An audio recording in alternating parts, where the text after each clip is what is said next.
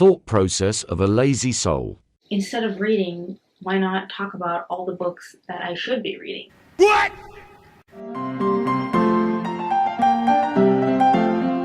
Hello, and welcome to another episode of Preview Was Here. I am not really in the mood to read right now, so I thought instead I would share my TBR of books, which I should be reading, but instead I'm going to be making a video about them. So first off, I'd like to start with the one that I hate very much and do not look forward to reading, and that is none other than this Suntup edition of all of the works of Edgar Allan Poe. It's this giant book in the slipcase, really ugly. It's the artist edition and my second Suntup, and I hate it so much.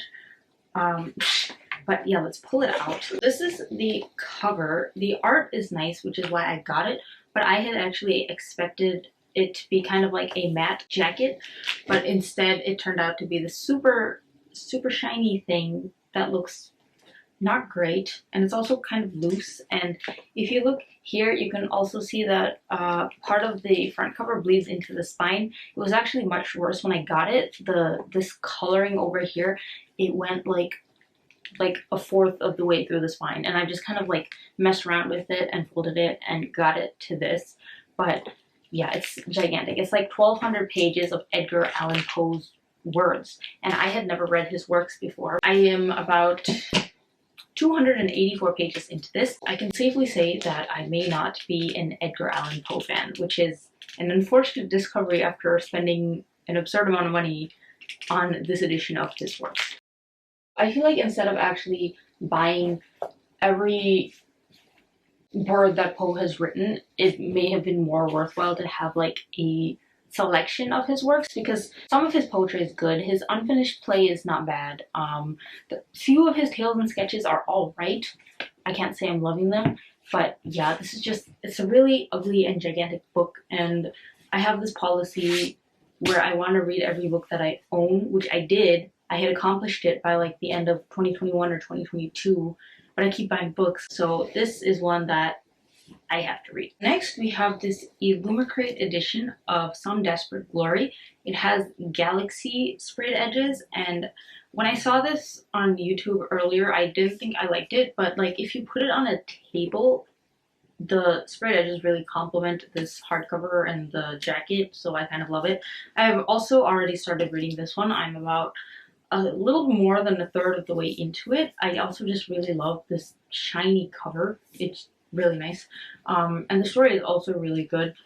It's sci-fi. I had actually skipped the December sci-fi edition from Illumicrate, but when this month, whichever month this was, April, I have no idea, rolled around, I was actually in the mood for it, so I tried it out, and it is very good. It pulled me in right from the beginning. That being said, as I mentioned earlier, I am not really in a reading mood. I think I read 130 pages of this in this book, and then I got so lazy I literally just pulled the ebook out and started like reading it that way, because it's a lot easier than having to actually flip open a whole book and like flip the pages and stuff like that. Sherlock Holmes once said, "I am the most incurably lazy devil that ever stood in shoe leather," and I really felt that. Next, we have another Illumicrate edition, Lies We Sing to the Sea, also very beautifully foiled, and we have this sprayed edge with waves and a ship. This is a redesigned cover. This is also, I think, based on Greek mythology, which is like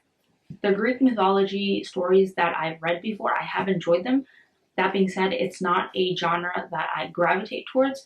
However, as a part of having these like Fairyloot and Illumicrate subscriptions, I'm tempted to read other books that I wouldn't normally be tempted to read, just because of the possibilities of like sprayed edges or like a unique cover. I am looking forward to reading this, but yeah, I may not have read it if it wasn't for Illumicrate, so that's on my list. Hopefully I will get to this soon and I will actually enjoy it. Also, here's just like a sneak peek of what it looks like under the cover.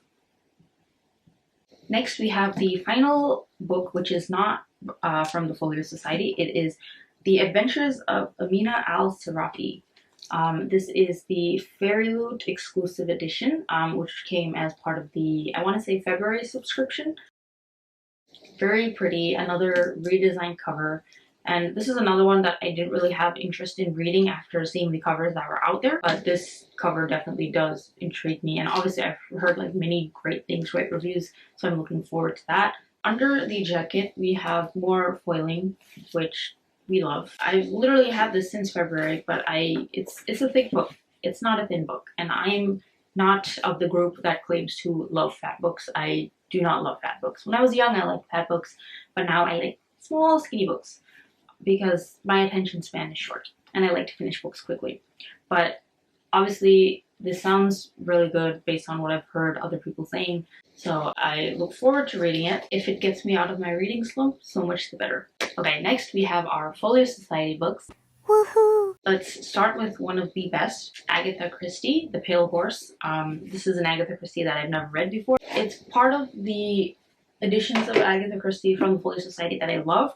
The ones that are Poirot have these covers that are not super beautiful, but they grow on you. Like if you read one of those Poirot Folio Society books, even if you don't like the cover, by the time you finish reading it, Agatha Christie is just so great. And the experience of reading a Folio Society Agatha Christie edition with those illustrations is so great that you'll end up falling in love with it anyways.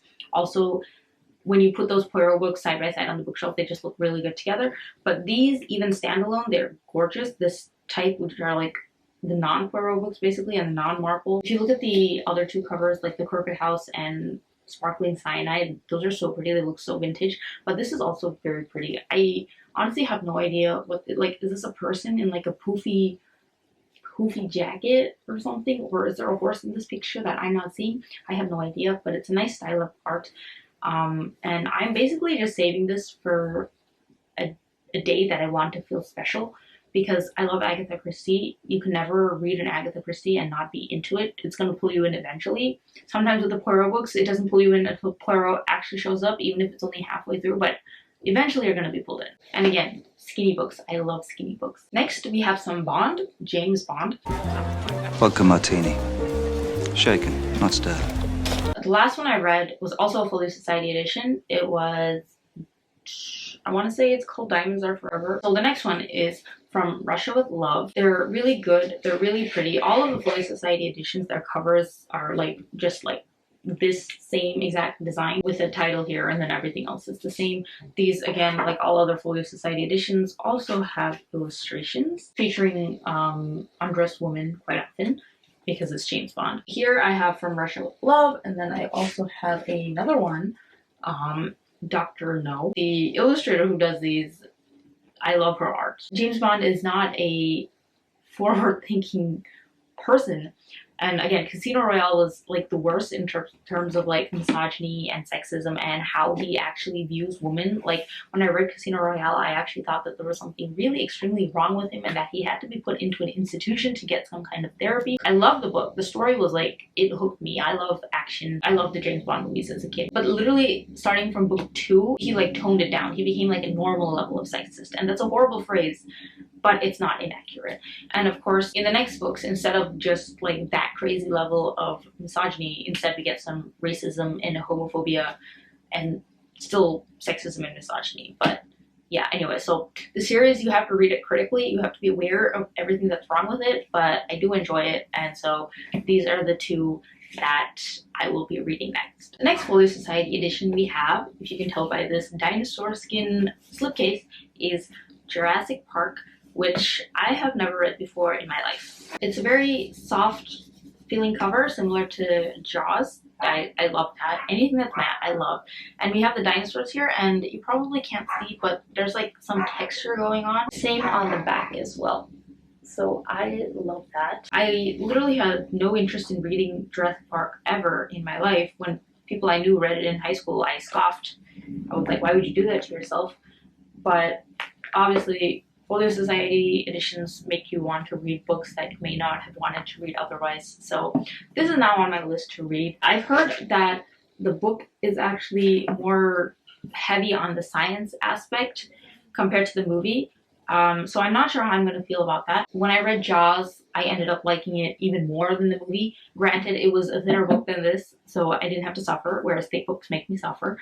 But I really do hope I enjoy this, and again, like looking at this, it makes me feel like it can get me out of my reading slump. I don't know. we'll see. Next, we have an author that I had not even heard of until a few years ago, Haruki Murakami, and this one is Kafka on the Shore. The eyeball is on the slipcase, and there's a bird here. I obviously have not read this, so I don't know what this represents. But yeah, so I, again, had no interest in reading this previously, but then I think it was last year, Folio Society came out with Haruki Murakami's Norwegian Wood, and I know apparently that that's very different from his other books, but I really loved that so much. Naturally, when another year rolled by and I hadn't read any other Murakami, because I only read pre-editions in case you could not tell. It's a character flaw, but I'm not complaining. This is the only other one that the Folio Society has by the author, so naturally I had to pick it up, and it's by the same illustrator, which I like a lot. I had a great experience reading the book with the illustrator's illustrations in Norwegian Wood. This is an even thicker book than like maybe everything else I've shown other than the Poe, so that's why I haven't gotten to this yet, but I am looking forward to it. Yay. Last but not least, we have the final book on my TBR. I don't know if anyone can recognize this symbol.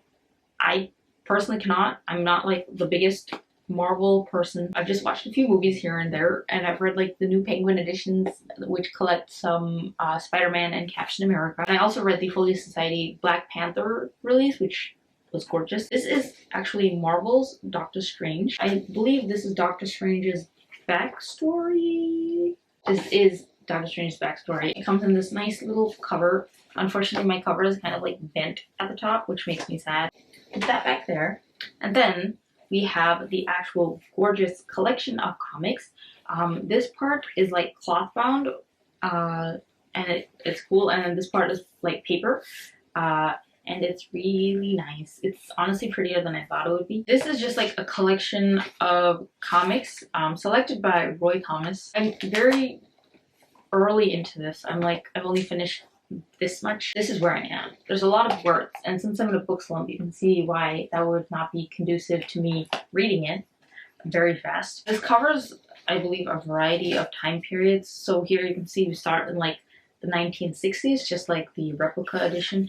And I love like 1960s art. And then if you see further in here, you've obviously made it further into the future, because this is a very much more modern style of art. I believe this collection will just give you a good introduction to Doctor Strange. So that's this edition and the final one on my TBR. So that is a total of 10 books on my summer TBR that I have to read.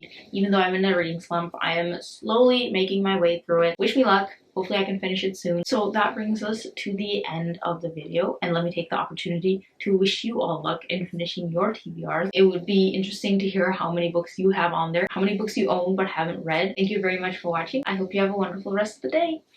Bye!